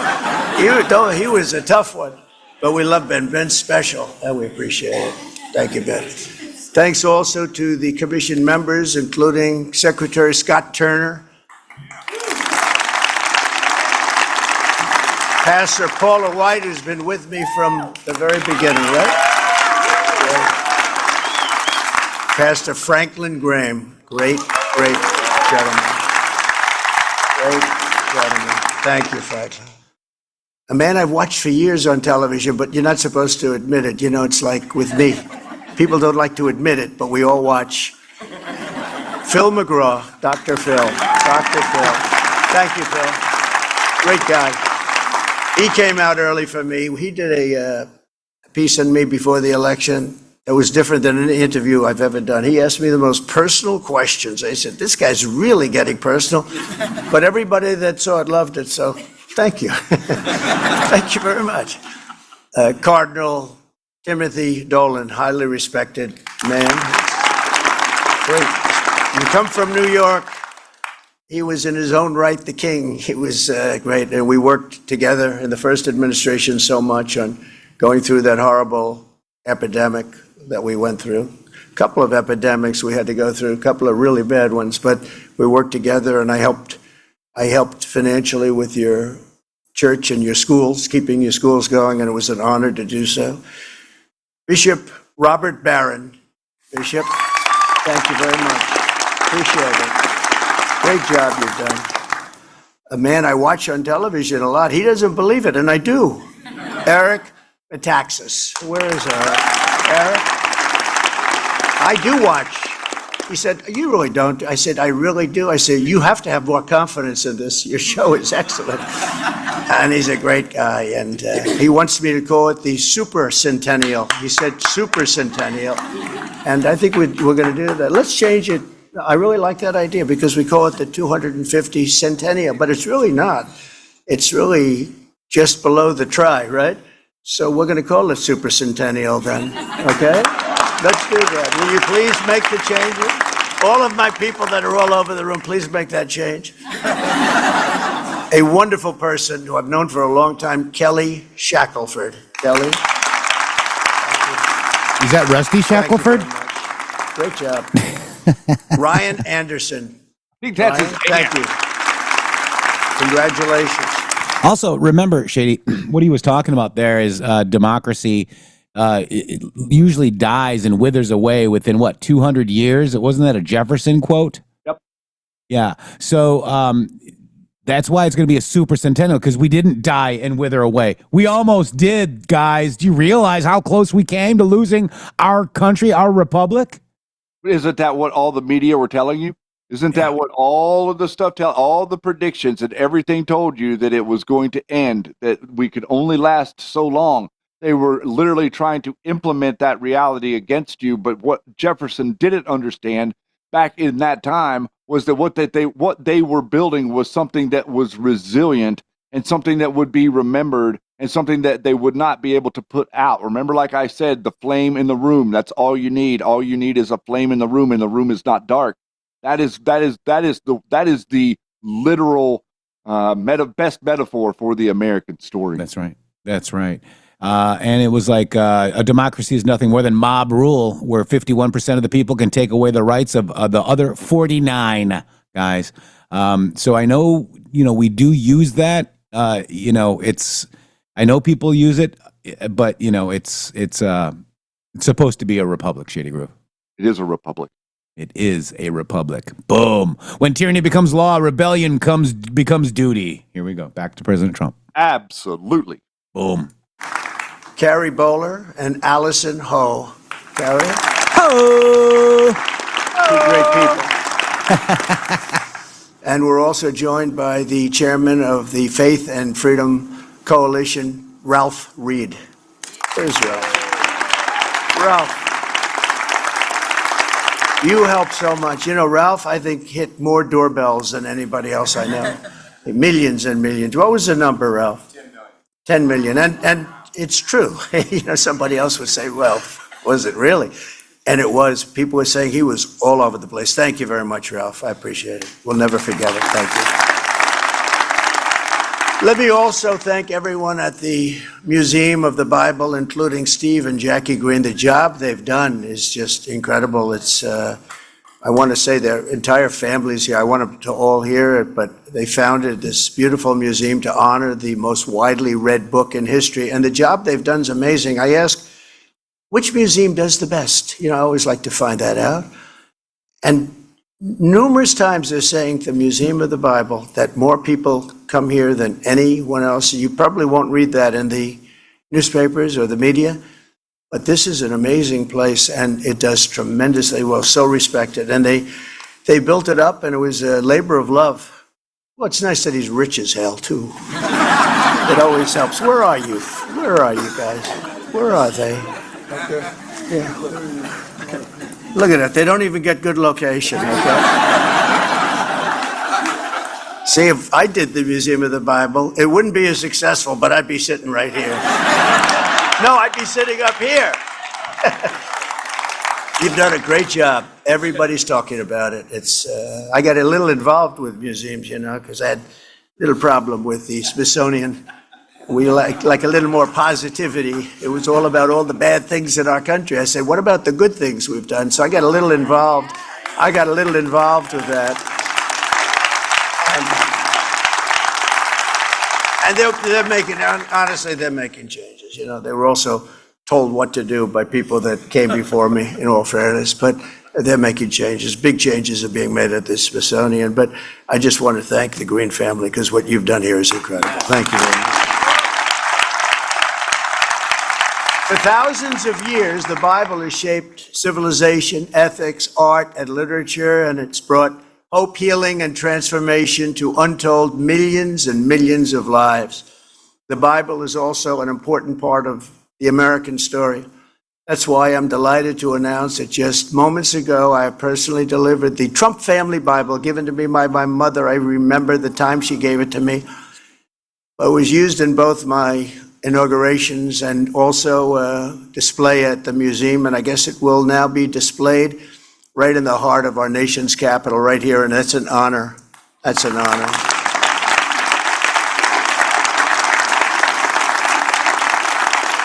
We're here this morning to discuss the grave threats to religious liberty in American schools, and you know what's going on. We all know what's going on. But I will tell you, a lot of progress has been made in the last 8 months, tremendous progress, more than I thought we could make in so many ways. Not only that, the woke agenda is practically gone. It's deep-seated. We have to make sure it's out. It's very bad. It's like a weed. You think you killed it, and then it starts growing again. So we have to be careful, but it's very, very different than it was. You look at West Point, how proud they are of their heritage. They did something this week which I thought was appropriate. Some of you know what that is. Does anybody know what that is? Yeah, I like it. I like it. Oh, look at who we have over here. We have your associate, Pam, huh? Leo 2.0. Well, we have Leo here. Is he doing a good job, Leo? Pam? Right, he's a DOJ. He's a great man. He's a great friend of mine for a long time.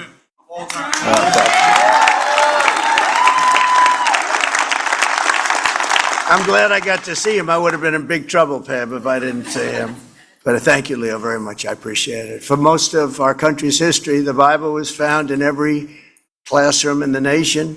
Yet in many schools today, students are instead indoctrinated with anti-religious propaganda, and some are even punished for their religious beliefs, and very, very strongly punished. It's ridiculous.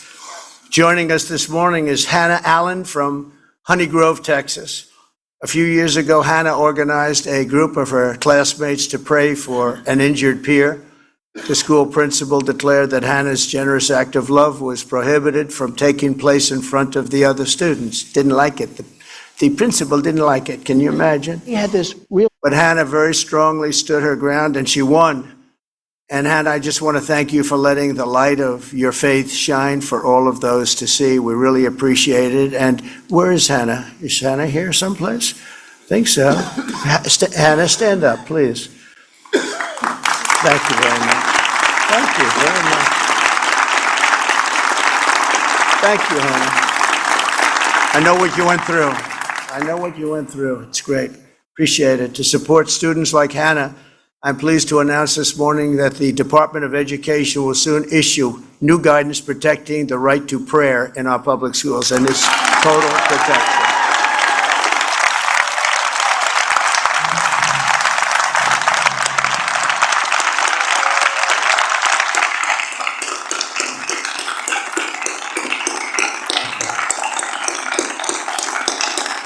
Thank you, Hannah. Great job. See what you did, Hannah? Who knew? Who knew that was going to happen, right? Thank you, John. Also with us is 12-year-old Shay Encinas from California. Last year in 5th grade, Shay was forced to read a book to a kindergarten student promoting a message of radical gender ideology that is contrary to his religious beliefs and ours. I'd like to have Shay come up and tell the story. It's an amazing story. Shay, please come up.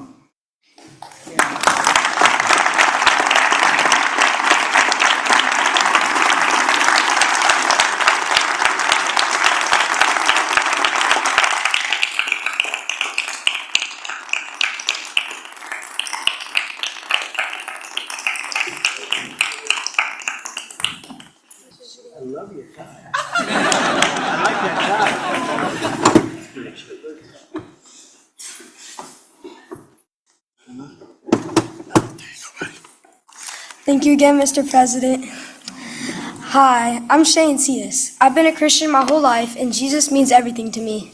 When I was in 5th grade, my school forced me to teach my kindergarten buddy about changing his gender using a book called My Shadow is Pink. The book said you can choose your gender based on feelings instead of how God made us.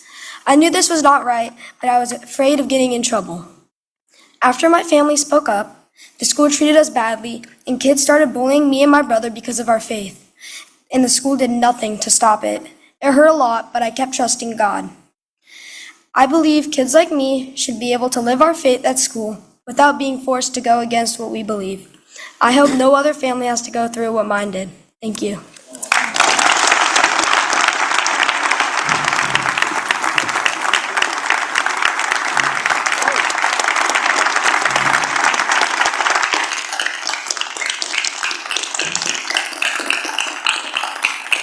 Thank you, Shay. Great job. That was delivered well, wasn't it? On day one of my administration, I signed an executive order to slash federal funding for any school that pushes transgender insanity on our youth.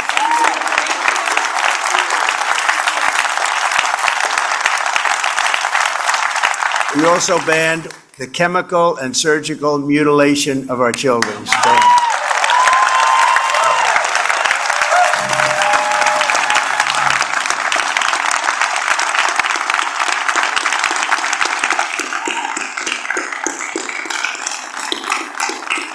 Thank you.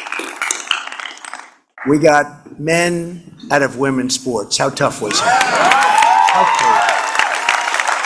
But could you imagine, seriously, I'm just thinking to myself, transgender for everybody, men playing in women's sports, all of the different things we talk about, it's insane. And if you were here 15, 20 years ago, and if somebody made a speech about transgender for everyone, I always say transgender, because for everyone. Transgender, they have some states that actually can force it upon you without the parents' notification or approval. It's not even believable. But can you imagine men playing in women's sports? So you're up 15 years ago, I guess, probably 10 years ago, but 15 years ago, and somebody said, we will not allow men to play in women's sports. People would look at the person and say, what's he talking? Is he crazy? It happened. And not only that, the Democrats don't want to give it up. I watched a congressman fighting like crazy this weekend for men having the right to play in women's sports, and they don't understand. But I don't want to really fight them on that. I tell all the Republicans, let them go. Just bring it up about a week before the election, because you don't want to talk about it. But they say it's an 80-20 issue. I say, Dan, it's a 97-3 issue, okay? And transgender's about the same. It's crazy. It's sort of a crazy thing. It's a world gone wrong, just a world gone wrong. And I made the official policy of the United States government that there are only two genders. You're going to hate this. Male and female. You're going to hate it.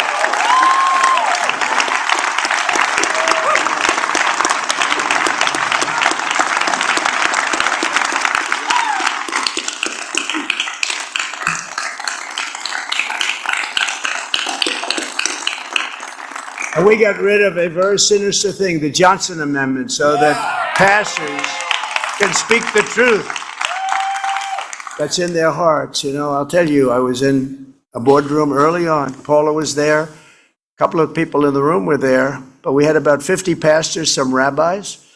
We had people from a few different religions, and I was just running. I'd never done it before, so it was very early in the campaign. It was in early 2016. And Trump Tower was 68 stories up in the air, a beautiful boardroom, and places loaded up with these people. And they were all excited. And then at the end, I said, I'd love to have your support. And the room went dead silent. Do you remember? It's like, I said, what happened? I know you like me. What happened? Well, would like to talk to you about it later. Anyway, they said, all right, but if we could leave and we'll have another meeting maybe, but I would love to have your support. And there was, again, no answer. And I said, well, we'll figure this out. And I went to Paula and some of the others after. And I said, could I ask you, I know when I'm doing well, when I'm doing poorly, and I was doing really well. And then when I asked for support, it was like stone cold silence. They said, we have something called the Johnson Amendment, that if a pastor, minister, rabbi, or imam, or anybody says anything about politics, you can lose your tax exempt status. I said, you gotta be kidding. So that's what happened. And they were petrified of it. Remember that? Nobody even wanted to talk about it. They were absolutely, they became a different group of people. And I pledged to them at the next meeting, we had another meeting a couple of weeks later with a similar group of people. I pledged to them that if I win, we're going to get rid of the Johnson Amendment. This was Lyndon Johnson, who had a tremendous fight with a minister from, I believe it was Houston or Dallas, and they didn't like each other. And Lyndon Johnson was a very powerful president. He had good power, good strength, he ended up being very weakened by the position, but he had tremendous power. He was a big deal maker, and he got that done, which is pretty amazing that he could get that done. Everybody fought him, but he got it done. He pushed it through Congress, where you lose your tax exempt status if you even utter a word about politics. And that was amazing when I heard that. I never heard of that before. And I said, we're going to get rid of it, and we got rid of it. You have got, because you're the people we want to hear from. We want to hear from you. I don't want to hear from a lot of people. I hear from too many people. You're the people we respect. Franklin is incredible. All of the people that are up here, I want to hear from these people. And they come from a different place than me. I come from a business place where there's a lot of rough people, bad people, not really religious people. There are some. But you're the people that I want to hear from. That's why we go to church on Sundays, or we go to wherever we are to listen to people of faith. And it was horrible. I said, you mean, when I heard that, and I said to the other people, that means that you should be the most powerful people on earth, in a sense, and yet you have less power. And I pointed down to Fifth Avenue, which was 68 stories below, and I said, that means that anybody on Fifth Avenue, in theory, has more power than you do. And that's not the way it's supposed to be. It's supposed to be the opposite. We have to give your voices back. And I've given you voices back, and that's one of the reasons that we see upticks now, I think, in religion. So it's very important. Remember that moment when I said, I'd love to have your support, ladies and gentlemen? And it was like dead silence. I said, there's something going on, and we figured it out. We did something about it. So thank you. Thank you very much to Paula White, too.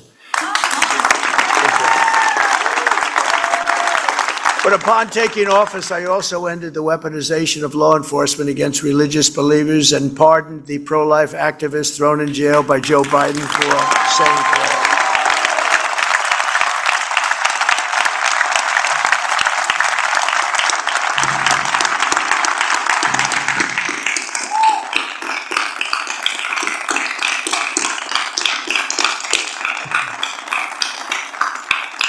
You know, people don't realize about the Biden administration.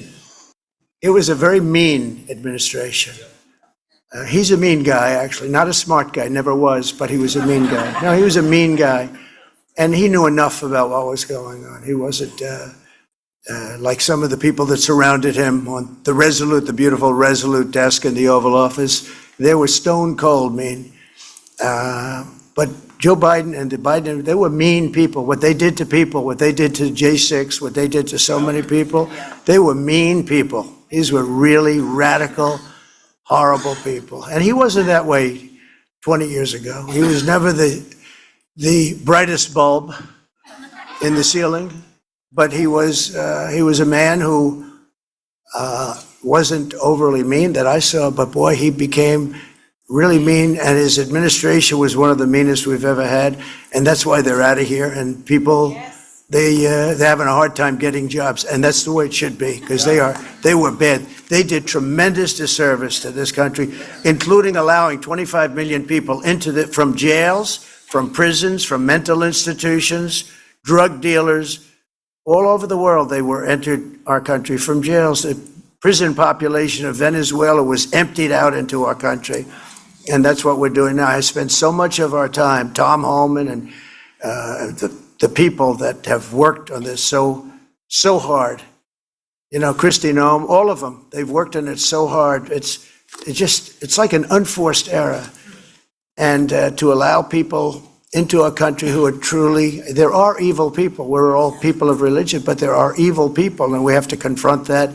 I just give my love and hope to the family of the young woman who was stabbed this morning or last night in Charlotte by a madman, a lunatic, just got up and started. It's right on the tape, not really watchable because it's so horrible, but just viciously stabbed. She's just sitting there. So they're evil people. We have to be able to handle that. If we don't handle that, we don't have a country. And I created the first ever Department of Justice task force to eradicate anti-Christian bias.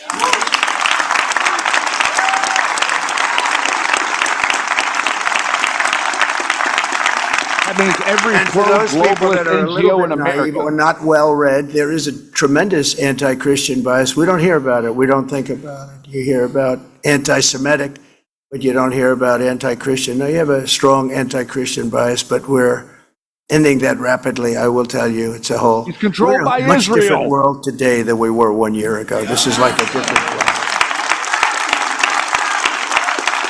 And to support parents' rights, we're fighting, as you know, for school choice, which most people want. Most people want it. I'll tell you. Dan was responsible for getting it along with the governor of Texas. They got it in Texas, and we helped you a little bit. They needed about 20 votes from the legislature. He said, could you make a phone call to whoever they were, the legislators, who I like a lot. But they were about 20 votes short, and they have been for about 10 years. I said, all right, let's give it a shot. So I gave a big talk to who were they, senators? They were House members, but you also helped us defeat about 15 anti-school choice people. That's right. We defeated a lot of anti-school choice. But anyway, he got it done. So congratulations. That was a big accomplishment. But as part of our tax cuts, we've created a massive tax credit for school choice scholarships so that you can send your child to a school that shares your values, and you get tax credits and all sorts of good things happening. And I'm also taking action against anti-Semitic and anti-Christian bias in our institutions of higher learning. You've been watching that play out. They're making very substantial settlements. And Leo's involved, and Pam Bondi's involved. We've launched. You know, we're getting hundreds of millions of dollars in settlements, Pam, and Leo called me up, sir, you can do better than that. I said, what am I going to do? I'm going to get one where he really likes it. But he always says, everyone else says, that's amazing, except for Leo. He says, sir, you could have gotten more. Oh, good. Thanks, Leo. But we've launched sweeping civil rights and Title IX investigations into more than 60 colleges going on currently, and universities to stop their violations of civil liberties and First Amendment freedoms. And, you know, we're involved very much in Harvard. That's one that people seem to be reading about more than others. We have many going. And other than having a radical left judge, we have a very radical left judge. But, you know, the appellate courts have been really good to us. So you go before some of these judges, no matter how good a case you have, you can't win. But we've had a lot of them, but we've done very well in the appellate level. And the case of Harvard, we have an absolute radical left judge, disgraceful, should not even be there. But we're doing very well with Harvard, and we're doing very well with all of them. And where we don't win at the lower courts, which sometimes we do, in some states we get a very fair shake. In other states, it's not even possible. But we've done very well at the appellate level and at the United States Supreme Court. But this includes an unprecedented $200 million payment from Columbia University. Columbia paid us $200 million essentially in fines and penalties. But many more settlements are soon to follow. And they're going to be behaving because they understand we're coming back. They would not let you have your voice. They wouldn't let the people in this room, any of them, have the voice, because that's not the voice they wanted to hear from. They wanted to hear from a very sinister voice, and we're not going to allow that. In recent years, we've seen far too many violent attacks perpetrated against Americans of faith, beautiful Americans of faith, including in our schools and places of worship. And you know about it more than I do. 2 weeks ago in Minneapolis, a demonic killer shot 21 people and murdered the two precious children at a Catholic school. Can you believe that? hard to believe. And time goes by and people say, oh, I sort of remembered, but I remembered, I'll always remember it. What a horrible thing. Too many happens too much. Our hearts are shattered for the families of those beautiful children. And I've made clear that Attorney General Pam Bondi is working really hard, that we must get answers about the causes of these repeated attacks, and we're working very, very hard on that. The Trump administration will have no tolerance for terrorism or political violence, and that includes hate crimes against Christians, Jews, or anybody else. We're not going to allow it. There was also a horrible killing recently in Charlotte, I talked about, and so many others, and we're going to get to the end of it. And, you know, when you have horrible killings, you have to take horrible actions. And the actions that we take are nothing. This cashless bail started a wave in our country where a killer kills somebody and is out on the street by the afternoon. In many cases, going out and killing again. Cashless bail, and you try and reason with people like in Chicago with the governor and the mayor. You try and reason with them, and it's like you're talking to a wall. It's just doesn't. I assume it's just a political ideology. They're not stupid people. Must be an ideology that's just buried in their head, and you can't do a damn thing about it. And we'd love to go into Chicago and straighten it out. You know, Washington, D.C., you'll be happy to know, is a free and safe zone. It's so safe right now.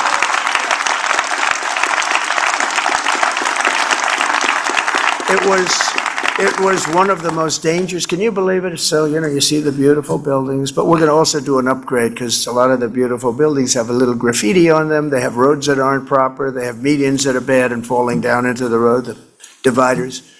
We have things that we have to take care of and beautify. We want to beautify it. Very little work will be done. I'm very good at that. That's what I really did the best in life, probably. I said, was I a better builder or politician? They said, I think you were a better builder, sir. I said, I didn't know if I was happy about that or not. But I was a really good builder, and I'll fix this place up for peanuts. I'll fix it up. We'll put in new dividers. All the evidence are all rotted, rusting, and falling down on the road. Potholes all over the place. We're going to have this place looking beautiful within 12 months. Even the little white tiles in the tunnels, you know, you go through the tunnels and there's the little white tiles. They've been up for about 60 years and like there's pieces missing. And you can't match them, believe me, you can't. You try and match them, it never works, you can't. They've been up 60 years, you don't get the same batch no matter what you do. But we'll take all those tiles off and you're gonna have beautiful white tile tunnels again, and everything's gonna be really the way it should be. Because when foreign leaders come, you know, I had to take down the tents. We had over 58 tent cities that we took down right in the middle of our parks, right next to our great buildings, Supreme Court. You'd have a tent city right there, and nobody would ever tell them to do it. We had a blue tent right on Lafayette, and they seemed to have a permit. And one of the fake news media was asking me the other day, what about the blue tent? What blue tent? Because all the tents you got, somehow these people were very well connected with the communist cause. And I said, there's a tent up there? Really? Yeah. And he was a friendly reporter for a change. He said, it's terrible that the tent. I said, I didn't know that. I'm surprised. And I checked and there was. And we got it down very quickly. It's down. It's down. Wasn't easy. You know, people chained themselves to a tree and this and that, but that's okay. They can chain themselves if they want. That was a tough one. That's been there for years. It's been there for many years. We took it down. It came down very quickly, Pam. So I hope Attorney General Bondi will be looking into some of these things, and I really know that some of them she is.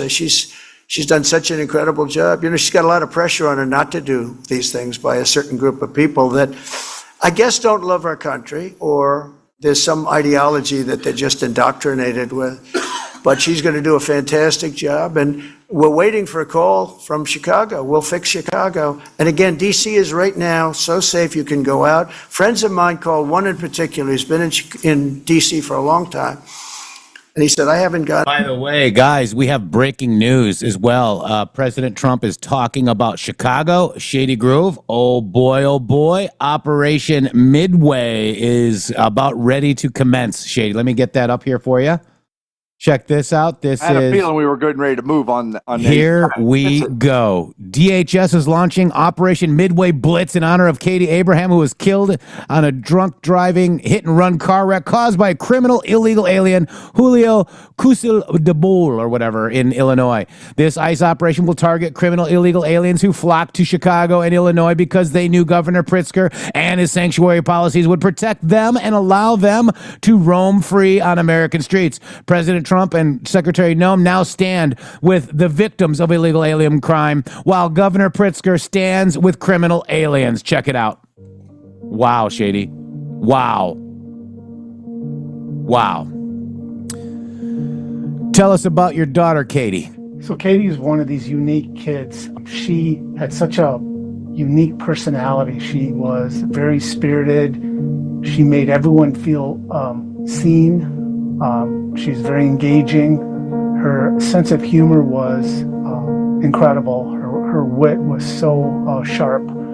She was one of these kids. There were about 8 cousins, first cousins in our family. And even as a little kid, as one of the younger ones, as the adults were talking, she would pick up on everything. She was so bright that way. Like whatever we were saying, we assumed the kids weren't really understanding or getting.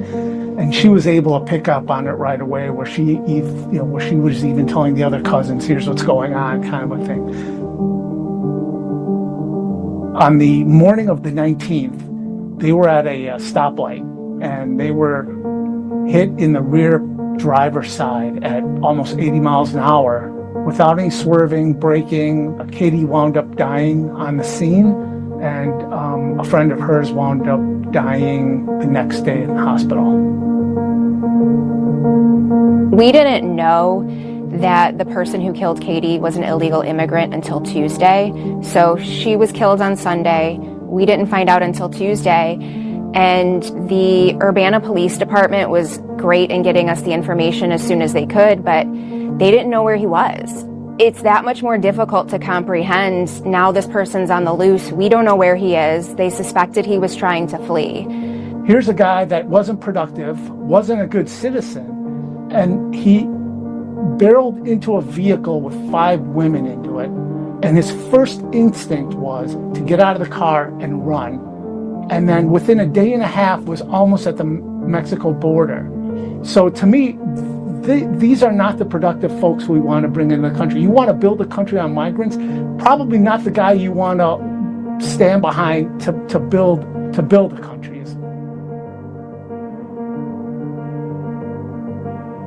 Katie received no due process. And I know they like to use certain terms like disappeared and taken, snatched. But let me tell you, Katie was disappeared, taken, snatched, received no due process at all. And the difference here is Katie was disappeared from us forever. We will never see my little girl again. When you talk about due process, I wish she was in another country or in some detention center I can go see her, but she's not, and I'll never see her again. It's our understanding that he was deported in 2016. And then, as Joe stated, he came back using a fake alias. Why do these people who break these laws, who are not U.S. citizens, deserve due process? Because again, Katie got nothing. She got death.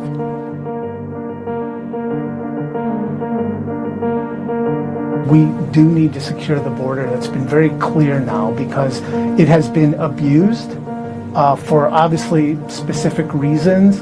And I think what he's doing is the right thing to do. We can't have unaudited folk. In the big, beautiful bill, there is a lot of resources around securing the border and sort of doing the right things as far as migrants, because, again, there should be a distinction between legal and illegal. The law is the law as it is today, and people need to be responsible for enforcing the current law, which is not happening, and that's what got Katie killed. It's so gut-wrenching every day, and I wish I could explain it, but it's as if just this large piece of you is gone and will never be back, and you've just got to move forward with it. And, you know, we have other kids, and we're trying to, stiff upper lip, but it is the most devastating thing, and no one should have to do and go through what we're going through right now. And it could have been avoided. Katie was killed by someone who really could have been vetted and not been in this country, and she would be here with us today. Yeah, it's important for us to continue to tell Katie's story. We want change to happen so that other families don't have to deal with this. Operation Midway Blitz, guys. Wow. Voice, there's a toll-free hotline, 1-855-48-VOICE, and that's the Victims of Immigrant Crime Engagement, guys.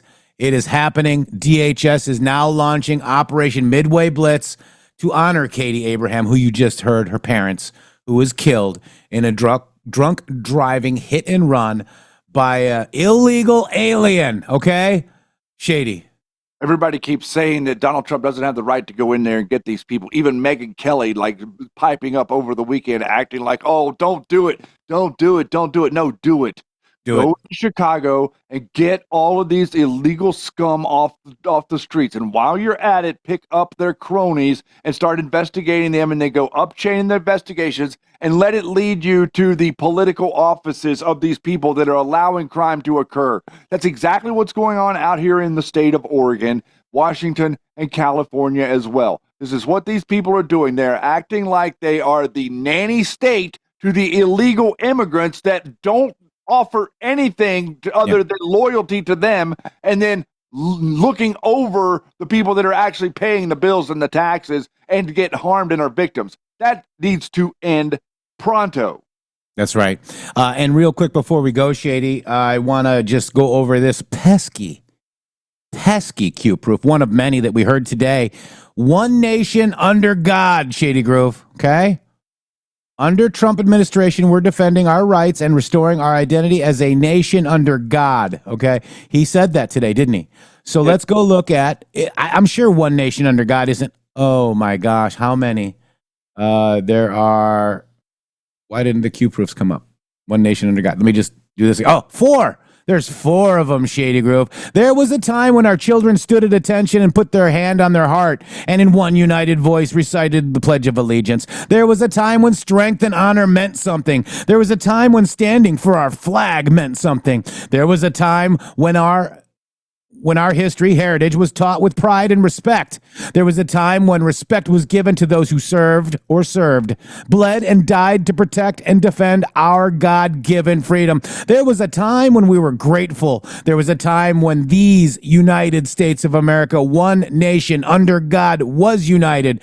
There was a time when these United States of America, one nation under God, was united under one flag. There was a time when we, the people, decided our future. There was a time when we, the people, had a voice. There was a time when we, the people, were united and strong. I pledge allegiance to the flag of the United States of America and to the republic for which it stands, one nation under God, indivisible, with liberty and justice for all. It is time. We, the people, reclaim what is rightfully ours. May God bless America and all those who defend and protect her against all enemies, foreign and domestic. We stand together as patriots. Where we go one, we go all. Home of the brave. Q+. And what's the date on that post you just read? 9/8/2018. Today is 9/8/2025. Q-proof and a Delta. Boom. Wow. I'm sure it's coincidence. I'm sure it's coincidence. Those pesky Q-proofs, guys. I haven't even tweeted that out yet. Watch for it. I will get that tweeted out. But guys, that's what we're here for, okay? We're here to figure this out. We were given a map, okay, to follow, to understand and help President Donald J. Trump through the myriad of bullshit that he stands for today. Did you hear that Donald Trump said Pam Bondi is being pressured by people? Who do you think those people might be, Shady? The Numbnut Brigade. Wow. Flynn. Yeah. Stone. Jones. Ivan Ranklin. Yep. All of them, guys. All of them. Your president has your back. You, we, the people, are winning. Make no mistake. Shady Groove. We'll be back for more of it tomorrow. Wow. That was too quick. Shady knows how I hate dead air, so he does this to me all the time. No, I did not do that to you all the time. I fill the dead air that you leave. In truth, everybody. All right, guys. We'll see you guys. And then you like play stuff over top of me whenever I talk. In truth, everybody runs. No, I don't. Yes, you do. Around every day talking. What? Now you're doing it again. About truth and now you're what? doing it again and again. Trying to get and to the the gong truth. is going off. That's why Yeti is here. Much love, everybody. We'll see you on Tuesday. Love you guys. See you tomorrow. In truth, everybody runs around every day talking about truth, and they're trying to get to the truth, and they want to hear the truth. That's one of the biggest lies I've ever heard in my life. Soldier, keep on marching on. Head down till the work is done. Most people have no desire whatsoever to even get within 100 miles of the truth, and in some instances, that's too damn close. So my conclusion is, most of you are going to get exactly what you're going to deserve over the next who knows how many years. Some of us are going to rise to the occasion. We are going to shine. We are going to shine. We're going to sparkle like diamonds in the sunrise on the most beautiful day that you can remember that you've ever seen in your life. And we're going to do it simply and only because it's the right thing to do.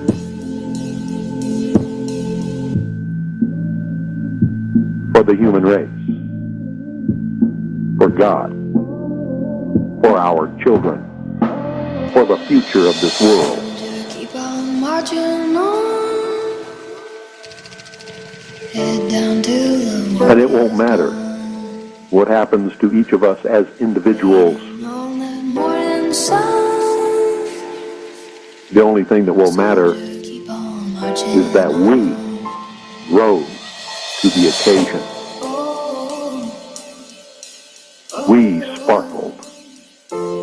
We did what was right when no one else would. We said what was right when no one else would. We spent our money for the right things when no one else would. We worked and toiled the cause of freedom when no one else would. We took the slander. We took the libel. We took the bullet. We took the prison. We took wounds. We took death. We took whatever was aimed at us. And we will prevail. It may take a long, long time. I may not see it in my lifetime. I may not live to be a part of the victory celebration, but I will be victorious. And all of those with me will be victorious. And we will shine. Waiting on that morning sun. You all stand around and talk about it. We put on the armor of God a long, long time ago. www.mg.show. Boom.